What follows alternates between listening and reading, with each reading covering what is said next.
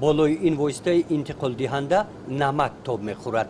در جمعیت سهامی خوجعمومی ناحیه واسه در کارخانه استحصال نمک کارکرد نمک آشی از لحاظ اکولوژی تازه از همین نقطه شروع میگردد. در این دستگاه باشد نمک طبیعی با آب شسته شده پاک کرده می شود. همین طور نمک بعد گذشتن یک چند زینه پخته می رسد. اینجا نمک در حرارت 130 درجه گرمی پخته می شود. گرمخانه بوغی با استفاده انگشت حرارت گرمی را یک خیل نگاه می دارد. بعد کارکرد انا همین خیل نمک پخته شده میده کرده شده ارد بر این سفید در کارخانه استحصال می گردد. صفت آن را از شوریش معین می سازند. درباره طعم و مزه‌اش متخصصان می گویند که صفت آن در جهان بهترین است. در همین شکل محصولات این کارخانه از همینجا به همه شهر و ناحیه‌های جمهوری برده می شوند. در کارخانه ما دو نوع نمک اعلی صفت استحصال می شود.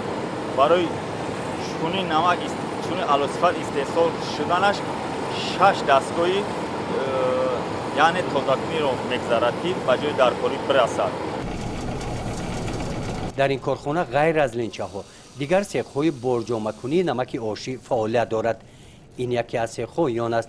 اینجا زنان و دختران محلی به کار جلب کرده شدند.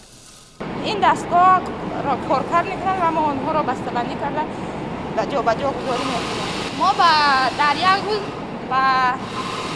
ممکن که 8 تن 9 تن خلطه ها پر کرده جا به جا گذاری کنیم. ما بسیار هم فخر میکنیم از این کار و فعالیت ما که از ما می‌ندارن و از این نمک استحصال کرده ما مردم تاجیکستان و بیرون از تاجیکستان هم نوش جان میکنن. بسیار هم نداره. نمک این ثروت طبیعی فراوانی آن به چگونگی اقلیم وابسته می باشد. کارگران می گویند که هر چقدر که بهار سرباران آید همان قدر نمک بسیار جمع‌آوری می نمایند. فعالیت کارخانه نمکی خوجعمومین از حاصل نمک جمع‌آوری و ذخیره آن وابستگی دارد. گزارش خواجه نظریف خدای نظر ظهوروف از ناحیه واسه برای برنامه اطلاعاتی نوید